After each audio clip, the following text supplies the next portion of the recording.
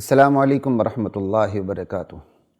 بسم اللہ الرحمن الرحیم والصلاة والسلام علی رسولہ الکریم وعلی آلہ وصحبہ اجمعین ومن تبعہم بإحسان الی یوم الدین، اما بعد۔ خواتین و حضرات، سوال جواب کی نشست کے ساتھ خلیق الرحمن آپ کی خدمت میں حاضر ہے۔ قرآن کریم کے حوالے سے سوالات اور ان کے جوابات چل رہے ہیں، اور آج کا جو سوال ہے وہ سوال نمبر 22 ہے۔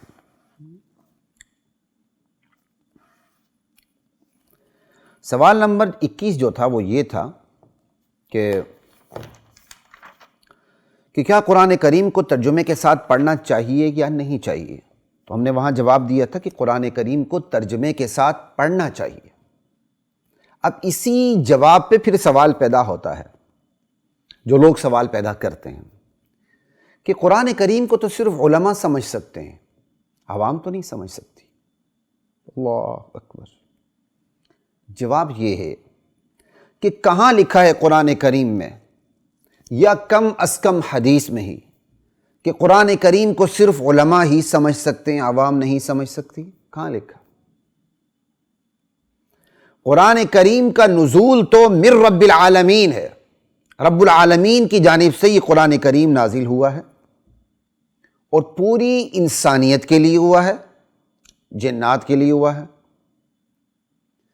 پھر قرآن کریم کا نزول چونکہ محمد رسول اللہ کے سینے اطہر پہ ہوا ہے، تو صاحب قرآن کا محمد رسول اللہ صلی اللہ علیہ وسلم کا اس قرآن کریم کو بلا تفریق جاہل، پڑھے لکھے سب کو سنانا، سب کا سننا، مان لینا، اثر قبول کر لینا، نہ ماننا، اعتراض کرنا، قرآن کا پھر ان اعتراضات کا پے در پے مسلسل مختلف اسالیب میں جواب دینا، نہ ماننے والوں کا اس قرآن کو سن کر شکوک و شبہات پیدا کرنا، اور پھر قرآن کریم کا ان شکوک و شبہات کے جوابات دینا، اور ساتھ ان معترضین،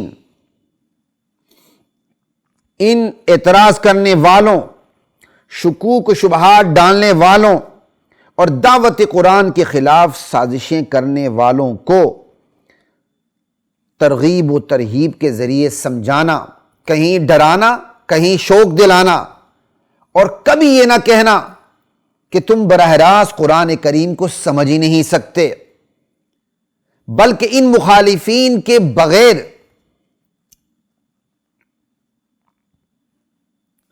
اور کبھی یہ نہ کہنا کہ تم اس قرآن کو براہ راست سمجھ نہیں سکتے، بلکہ ان مخالفین نے بغیر کسی عالم کی نگرانی میں قرآن کو سن کر جو اعتراضات پیش کیے، جو شکوک و شبہات کی برمار کر دی، جو چالیں چلیں، ان سب کا جواب دینا، اور کبھی یہ نہ کہنا کہ تم لوگ قرآن کریم کو بذات خود سمجھنے کی کوشش کیوں کرتے ہو۔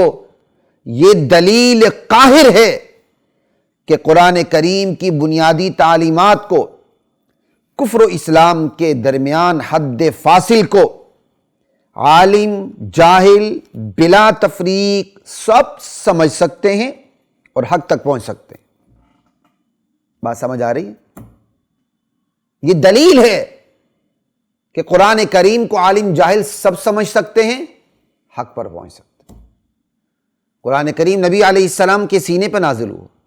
اب نبی علیہ السلام نے کن کو سنایا؟ مخاطب قریش مکہ تھے، امی تھے، یہ بات انشاءاللہ آگے آئے گی۔ یہ قرآن تو اللہ کے نبی امیوں میں اٹھے ہیں، ان پڑھ قوم میں پیدا ہوئے ہیں، اسی ان پڑھ قوم کو نبی علیہ السلام نے قرآن سنایا، انہوں نے سنا، سن کے بعض لوگ ایمان لے آئے، جو ایمان نہیں لائے انہوں نے اعتراضات کیے، قرآن نے ان کے اعتراضات کے جوابات دینے شروع کر دیے، انہوں نے شکوک و شبہات پیش کر دیے، قرآن کریم نے ان کے شکوک و شبہات کے جوابات دینے شروع کر دیے، انہوں نے چالیں چلیں، قرآن کریم نے ان کی چالوں کا توڑ پیش کیا نبی کو، اور چالیں چلنے والوں کو قرآن کریم نے ڈرایا، کبھی نہیں کہا تم قرآن کریم کو براہ راست کیوں سنتے ہو۔ کسی عالم کی نگرانی میں کیوں نہیں سنتے؟ یہ کیا ہے؟ کسی کا ماننا، اثر قبول کرنا، مان لینا، کسی کا اثر قبول نہ کرنا، نہ ماننا، یا اثر قبول کرتے ہوئے بھی میں نہ مانو کی رٹ لگانا، قرآن کا پھر بھی سمجھانا، کبھی نہیں کہنا کہ تم قرآن کو سمجھ نہیں سکتے۔ یہ دلیل ہے کہ قرآن کریم کو ایک عامی بھی سمجھ سکتا ہے، ایک لے مین بھی سمجھ سکتا ہے، ایک جاہل بھی سمجھ سکتا ہے، ایک عالم بھی سمجھ سکتا ہے، حق تک پہنچ سکتا ہے۔ البتہ عوام کا عوامی دائرہ ہے سمجھنے کا، علماء کا علمی دائرہ ہے سمجھنے کا۔